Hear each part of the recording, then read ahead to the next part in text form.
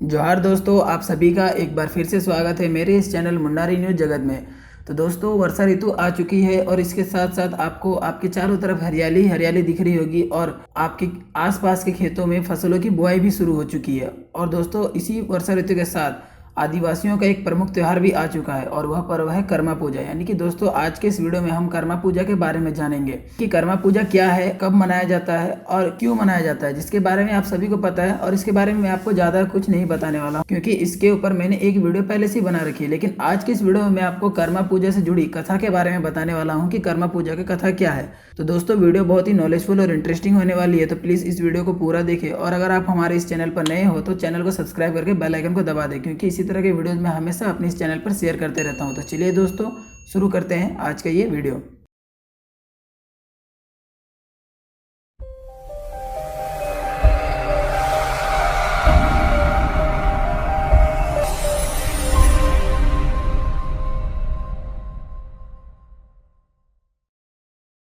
कर्मा पूजा यानी कि कर्मा पर्व आदिवासी समाज का प्रचलित पर्व है। इस त्योहार में एक विशेष नृत्य किया जाता है जिसे कर्मा नृत्य कहते हैं। यह पर्व भादो मास की एकादशी को झारखंड सहित कई देशों में और विदेशों में भी पूरे हर्षोल्लास के साथ मनाया जाता है। इस अवसर पर श्रद्धालु उपवास के पश्चात कर्मा वृक्ष या उसके शाखा को घर के आंगन में रोपते हैं, यानी कि उसे गाड़ देते हैं और उसके दूसरे दिन कुल देवी देवताओं की वे पूजा शुरू करते हैं। कर्मा पूजा को नई फसल आने की खुशी में लोग नाच गाकर मनाया जाता है। यह दिन इनके लिए प्रकृति के पूजा का है। ऐसे में सभी उल्लास से भरे होते हैं। परंपरा के मुताबिक खेतों में बोई गई फसल बर्बाद ना हो, इसलिए प्रकृति की पूजा की जाती है।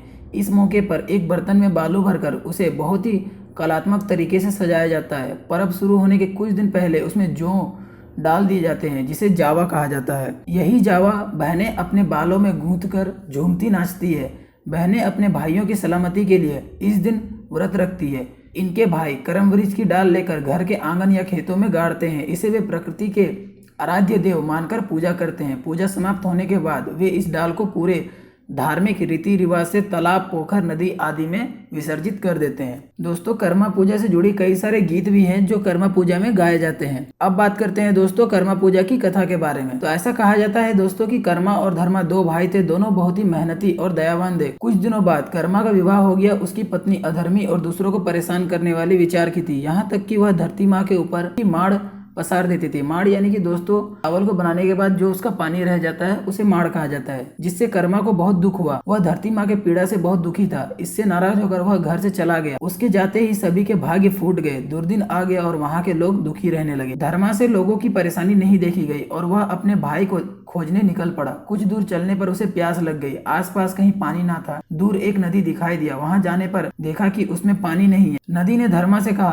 कि जब से भाई यहाँ से गया है तब से हमारा कर्म फूट गया है, यहाँ का पानी सूख गया है। अगर वह मिले तो उनसे कह देना। कुछ दूर जाने पर एक आम का पेड़ मिला। उसके सारे फल सड़े हुए थे। उसने भी धर्म से कहा कि जब से कर्मा गया है तब से हमारा फल ऐसे ही बर्बाद हो जाते हैं। अगर वे मिले तो उनसे कह दीजिएगा, उनसे उपाय पूछकर बताइएगा। धर्म वहां से आगे बढ़ गया। आगे उसे एक वृद्ध व्यक्ति मिला। उन्होंने बताया कि जब से कर्मा यहाँ से गया है उनके सर के बोझ तब तक नहीं उतरते जब तक 4 से 5 लोग मिलकर ना उतारे। तो यह बात कर्मा से बताकर निवारण का उपाय बताना। धर्म वहां से आगे बढ़ गया और आगे उसे एक महिला मिली। उसने बताया कि कर्म से पूछकर बताना कि जब से वो गया है खाना बनाने के बाद बर्तन हाथ से चिपक जाते हैं, सो इसके लिए क्या उपाय करे। धर्म आगे चल पड़ा। चलते चलते एक रेगिस्तान में जा पहुंचा। वहां उसने देखा कि कर्मा धूप व गर्मी से परेशान है।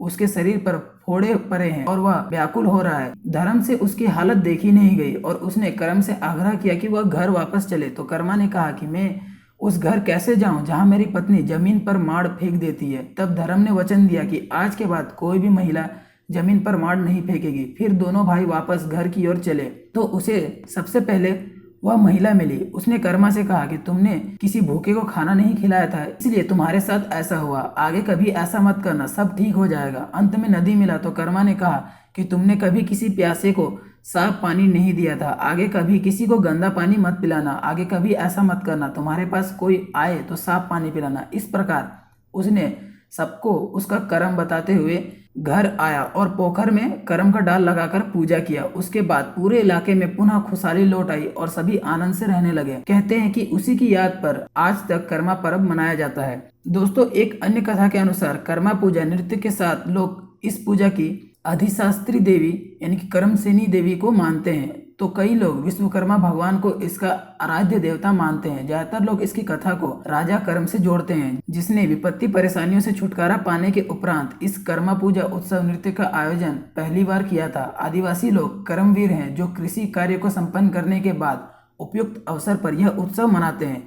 इस प्रकार कर्मा पूजा को लेकर और भी कई सारी कहानियां हैं। तो इस कथा और कहानी का सार यह भी मान सकते हैं कि प्रदूषण ना फैलाया जाए। तो दोस्तों यह थी कर्मा पूजा से जुड़ी कथा। तो मुझे उम्मीद है दोस्तों कि आपको यह वीडियो अच्छी लगी होगी। अगर वीडियो अच्छी लगी है तो वीडियो को लाइक करें, अपने दोस्तों और अपने फैमिली के साथ इस वीडियो को शेयर करें, और अगर आप हमारे इस चैनल पर नए हो तो चैनल को सब्सक्राइब करके बेल आइकन को दबा दें, क्योंकि मैं इसी तरह के वीडियोस हमेशा इस चैनल पर शेयर करते रहता हूं। तो चलिए दोस्तों मिलते हैं अगली वीडियो में, तब तक के लिए अपना ध्यान रखें। जय हिंद, जोहार दोस्तों।